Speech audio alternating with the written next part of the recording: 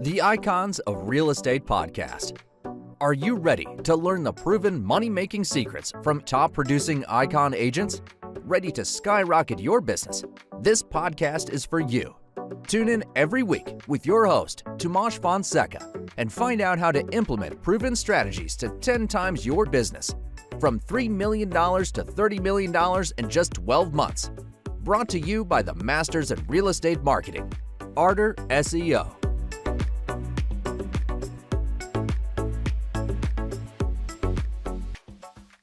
Welcome to the Icons of Real Estate. I'm Tim Calloway. I have a very special guest for you today from the great state of Florida. Beth Silverman is a highly sought after investment specialist serving the Tampa, St. Pete area and all surrounding markets. Beth began her career as an REO short sale specialist up in Maryland, where I graduated high school, believe it or not, and moved the business to Florida in 2018. She has a team of strategic partners. Beth has successfully helped over 150 investors build passive income through real estate investing. Welcome to the show, Beth. How are you? Happy to be here. Thanks for having me. Good morning. Of course, good morning. And a bright, sunshiny morning it is. Sunny St. Pete. Yeah, sunny St. Pete. There you go. I love it over there. I really do. I'm over on the other side of the state, believe it or not. I'm over in West Palm Beach area. So, but the whole state's shining today, so not too bad. So tell me, I kind of mentioned at the beginning that you started in Maryland. Is that correct? Is that how you guys, or did you start here and move to Maryland, or did you start in Maryland? I actually started in New York, where I'm from, with $1 billion developer. And so that was in like new constructions. It was a totally different world, like building ground up, going to city council, getting zoning laws changed, lots of shaking hands, union workers, all that stuff. So that's where I got my start. And then I decided to return to Maryland, which is my alma mater, Johns Hopkins. Right. And I returned to Maryland in 2010. And a friend of mine was like, you're sitting on a gold mine of a sphere. I had traveled the world. I have a really big story of my life prior to real estate. And so I had so many people in my network, and he was like, you've got to get your license. Yeah. I mean, I'd love to hear that story as well. I mean, a lot of folks I talk to are, have this sphere that's huge and they come from somewhere else. I had an art dealer, right? And he was like, oh, everybody that I had in my sphere owned $10 million homes and above. And I was like, you're not hanging door hangers, you're not hitting the pavement, walking around, putting door hangers on houses. These spheres are great, and it sounds like you had a great influence. That's really it's so prominent what you just said, like about not hanging door hangers. I think so many newer agents or agents who are like maybe plateaued or stuck and trying to get to that next level, right? They're constantly chasing leads instead of looking inward at all of the people they know. And then I have like my other category, which is I know you, but I don't know you, like my grocer and my mailman. So I know you because you're my cleaning ladies coming to my house every week, but have I really taken the time to know and understand you and your family?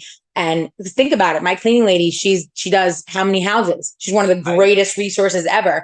So people are constantly like, let me buy a lead. Let me do this. No. How about you look within your gold mine? And a friend really looked at my world on Facebook, I was huge. Mm-hmm. And he was like, you've got to get licensed. So as you know, like working for a builder, you don't need a license, totally different.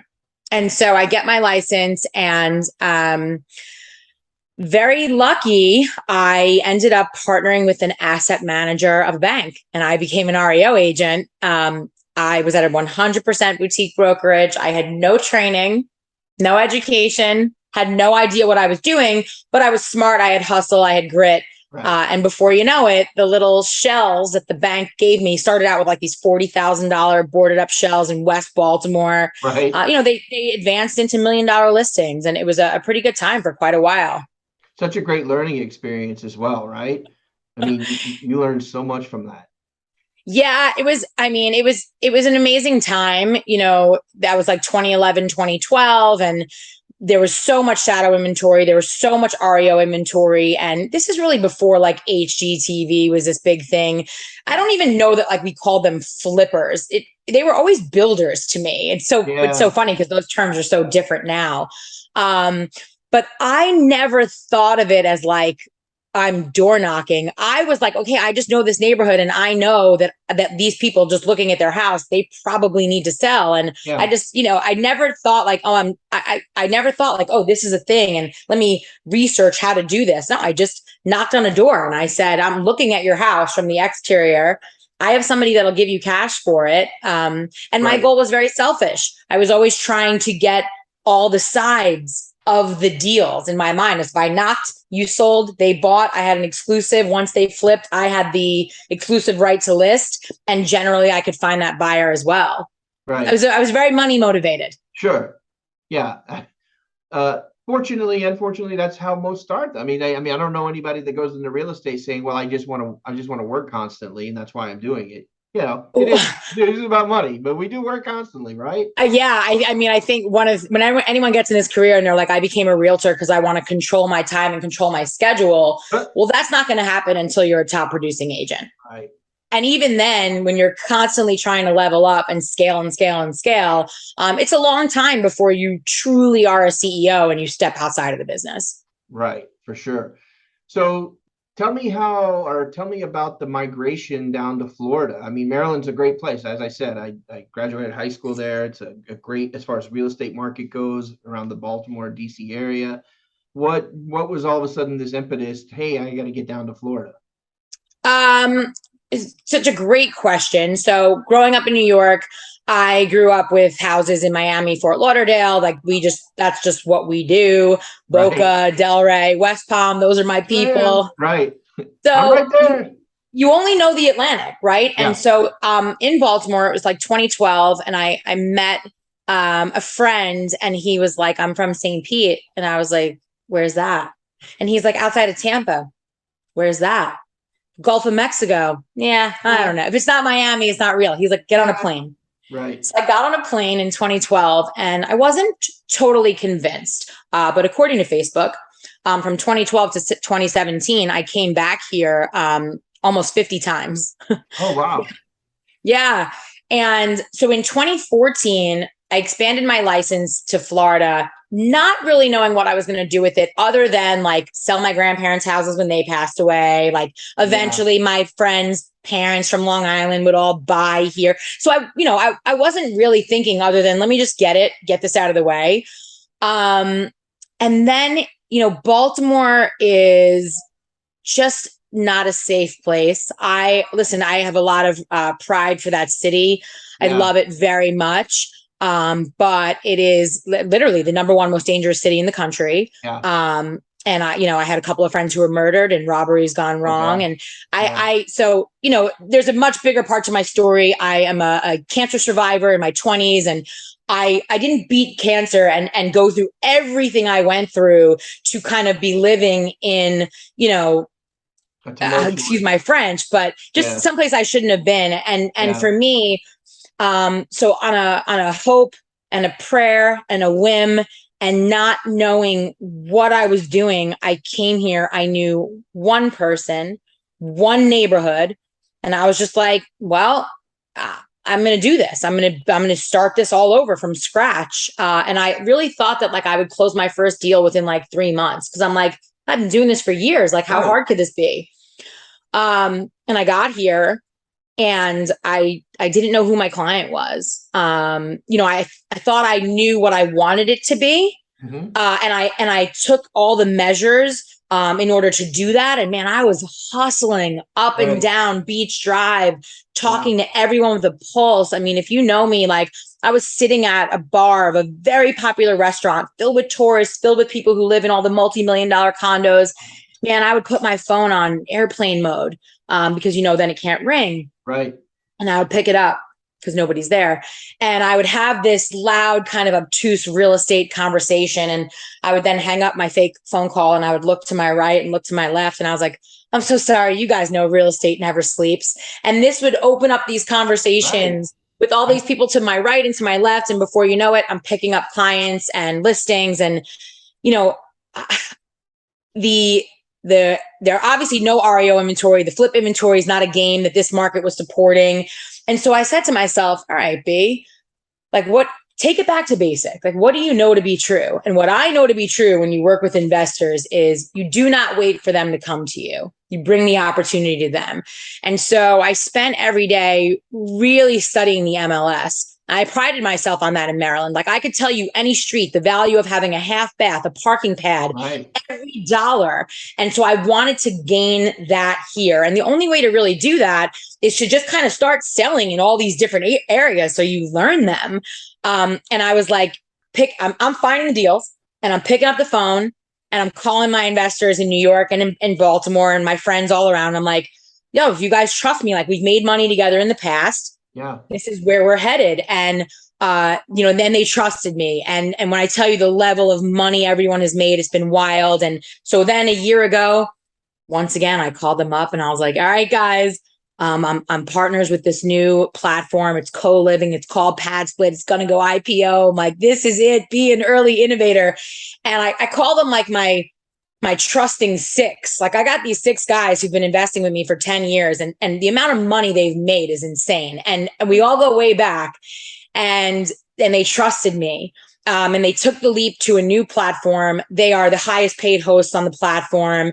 And now I'm slowly integrating almost every investor into this platform. It's going to solve the way we look at affordable housing. And so I think for me, why I've been able to be so successful at this is because I'm obsessed with it. I'm obsessed with investments. I'm obsessed with helping people make passive income.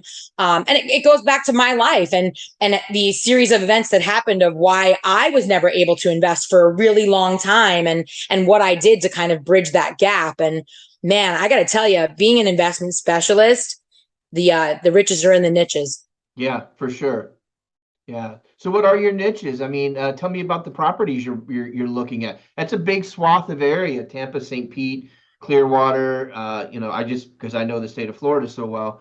It is. I cover 5 counties. Yeah. Really? When you're an investment specialist, listen, the best deals are not always in our backyard. Right. So my finger is always on the pulse. And it was really interesting because coming from a state like Maryland, you've won MLS for the whole state. Right. And you can even see Delaware and PA and so here we have 67 realtor boards, 15 MLSs, like we can fit 1 million Marylands inside of Florida. Sure. We have over 200,000 realtors. So for me, what I understood is that I'm an expert in numbers, in acquisition, and understanding the trends. And so when it comes to STR buyers, which is short-term rentals, Airbnb, obviously the money makers are the Gulf beaches. So when you go all the way south to Venice, because we work our way up through Siesta Key, Longboat Key, Anna Maria. So understanding the Gulf beaches, how they differ, what the price points are, that's a huge part of that. My Padsplit investors, my co-living investors, and my multifamily investors, we focus a lot in Tampa because that is where the rent 39% year over year, and it's not stopping. And there's also, now that the market has shifted and we're kind of back, very indicative of what we saw kind of in 2014, 15, 16, 17. And I believe that when it comes to investments, building low and slow, like in multifamilies and buy and holds, that's a great way to build sustainable wealth. I'm a big fan of the BRRRR strategy. Right. But now that we know we're going to appreciate at a slower rate, like my market, we're decelerating, but year over year, we're still up 13%. Like people are like, prices are coming down. No, that is because people don't know how to price their home correctly. And agents suddenly have to go to work to sell a house and they forgot how. Everything's got to adjust properly, Correct. We go through this. So for my buyers, we need to find the places that are cash flowing and then that are going to appreciate. And it's all about the short and long-term goals. So for me, it's really important to understand and have a grasp on the different areas. I am an expert in exactly where I'm an expert. While I have my finger to the pulse on some specific markets where Padsplit, the co-living platform I'm so passionate about, is also a partner in. So Dallas, Houston, Richmond. Right. So I know what's going on there and what those buy-ins look like. But people know me as being a huge Airbnb agent. And so people will call me from other states and they'll ask my opinion. And it's, you got to take it with a grain of salt, because for me, I understand what our market numbers are doing. The fact that when you buy a beach property, there's a finite amount of space, right? Yeah. So when we buy an Airbnb condo, that condo unit is only as strong as the building it is in. And we have to think, if Airbnb became illegal tomorrow, what is the value of the real estate? So my clients know that, like, I'm next level on my analysis of these properties, how to procure them, how to present them. And then we have a goal. Like, it's just, you got to know when to hold them, when to fold them. Like, we got to get in and get out. My clients I call it like a pod. I think a sphere is like way too big. My pod is a circle. All of my guys have more than one door with me. And what happens is, generally when one of them wants to get out of something, I always ask, why? Are we 1031ing? Are we stockpiling cash now so we can re-enter the stock market? Like, you always want to know, what's the goal? What's the end goal? But when they want to sell, I have a newer and greener investor who can't wait to buy that property. So I do a lot of like both siding of both deals, because I'm selling it within my pod, which is so exciting. I keep it very exclusive. I keep a tight circle. I think agents should know that. Like, if you had 10 investors, 10 people who desire to build passive income, and those 10 people are going to transact 2 to 3 times per year with you, you can make a great living. That's huge. Just treating those 10 people like your life depends on them. Right. And that's really what I've done, except I've just grown the numbers much bigger than that. Right. But yeah, man, so I've got my finger on the pulse, and my guys know where I think we're going to next. And it's a market that is a different realtor board for me. So I'm acquiring agents into my organization who are in these strategic areas, because my guys know that every year I'm like, okay, this is what we're worth. This is the equity. This is where I want to go next. So they know the markets that I'm looking at. Right. So you talk about Padsplit a lot. So for those who don't know, can you explain the difference between Airbnb and Padsplit? Yeah, I love that. Most people do not know what Padsplit is. It is a brand new thing to the market. I mean, they've launched a couple of years ago. If I had said to you in 2015, Tim, I want to show you this platform called Airbnb, and I believe it's going to change the way people stay when they travel, and you would have said to me, I'm not staying in a stranger's house. Like, what? And so I think, and now when we look at it, and I remember it was IPO, and just, it's unbelievable how much money there was to be made on that platform. Do I think it's saturated? Do I think zoning regulations? Do I think all of these things are coming into play and that it's time to maybe make a different move? Yeah. So Padsplit is absolutely different. Padsplit is not for the traveler. Padsplit is designed for the working poor. Every day you hear people talk about rent being unaffordable and the affordable housing crisis. And Atticus and LeBlanc and Frank Furman, the founders, man, they just had this idea. Like, so if you and I bought a single family house, it was a 3-bed, 2-bath, and we put one family in it. These are very specific buy box areas. Maybe we'd rent it for $2,000 a month. Well, that house in my market would cost us around $325 to $350. So at $2,000 a month, at $24,000 a year, there's no cap rate. That's not a good deal. We're not getting that, right? However, let's look at this house with new eyes. Let's get rid of the living room. Let's get rid of the dining room. Let's take this house from a 3-bedroom, 2-bathroom to a 7-bedroom, 3-bathroom by using the Padsplit GCs. And there's a lot more to this app, but what happens is this: on the investor side, you are able to 2 to 3x your monthly revenue. On the Padsplit side, the network and the app and what they're doing for their members, you get free teledoc.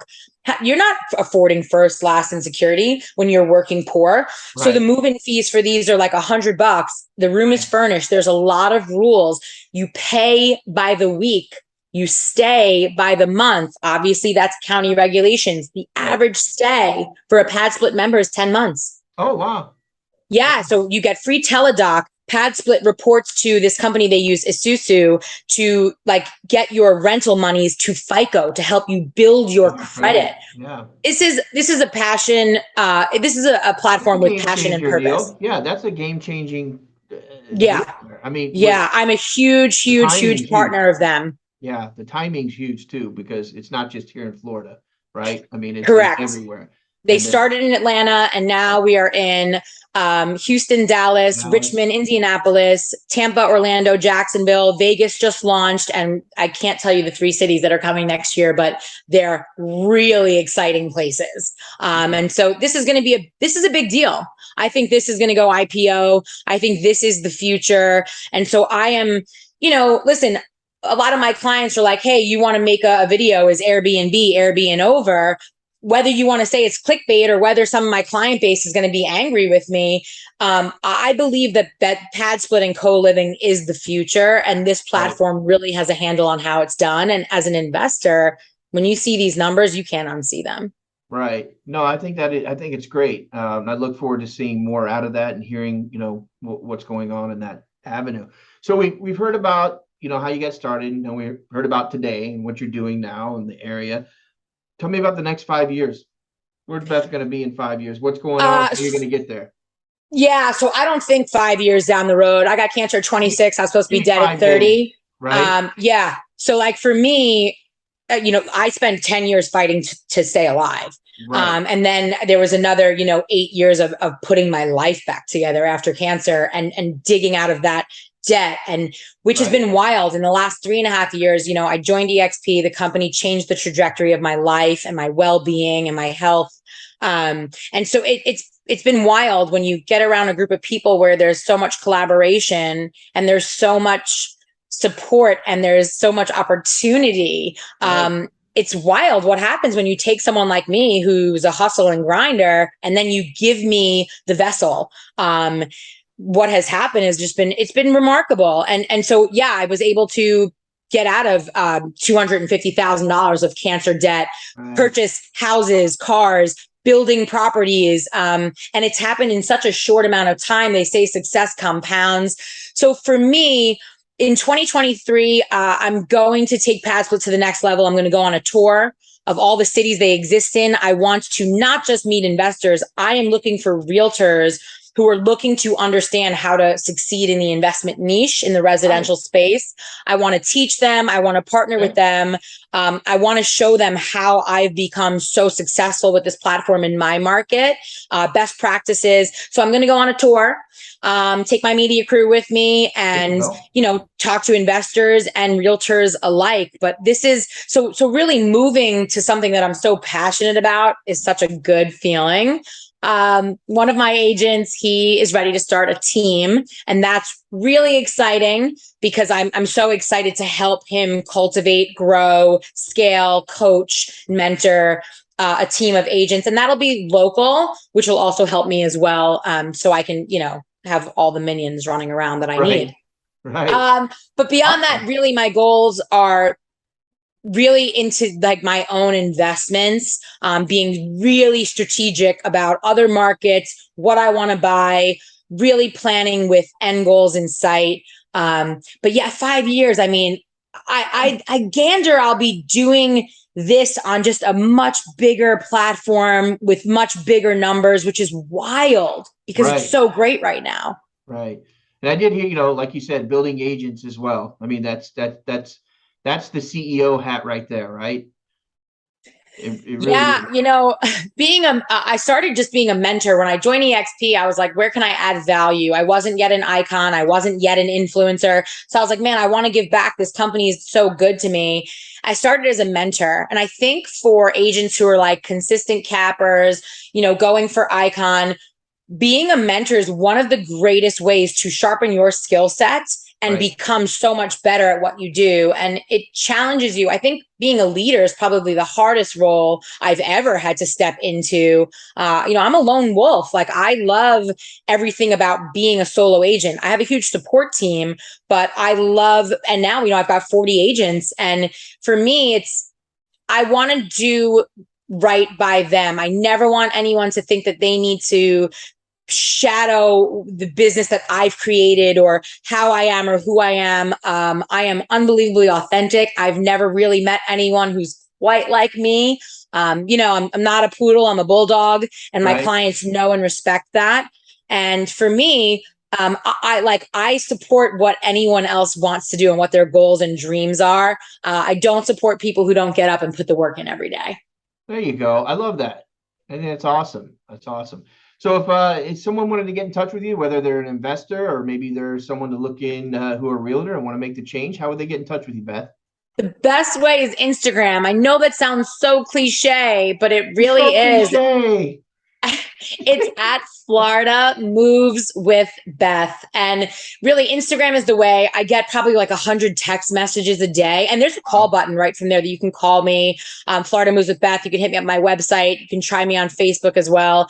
Instagram is I'm in my DMs a lot there. It's where I get a ton of messages. LinkedIn, a lot of investors will hit me up there as well.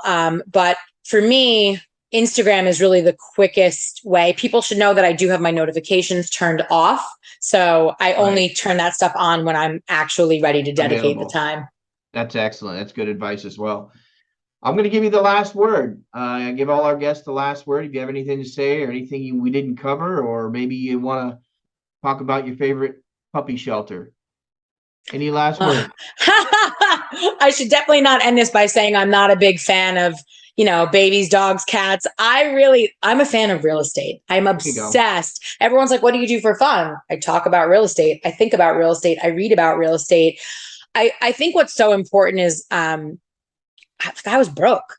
I was rich and then I was broke because I had cancer. Sure. And and then especially as a realtor, when you're living from deal to deal and you're living in that scarcity mindset, it is an unbelievable feeling when you hit the tipping point and you understand there's never going to come a day where I'm going to ever be broke, be strapped financially. And you have to hang in there. And people talk all the time about reverse engineering. You have got to start your life with the end goal in mind. Yes. A is where I am. B is where I want to go. Every single day I recommit to my B and I remind myself of where I am and how far I've come. And if you struggle with that, read The Gap and the Gain by Dan Sullivan. Highly recommend. Yeah, great. Hey, Beth, great talking to you today. Really enjoyed what you had to say and really love your energy. I look forward to maybe talking to you again sometime. Have a great week and we'll talk to you soon. Thanks, Tim.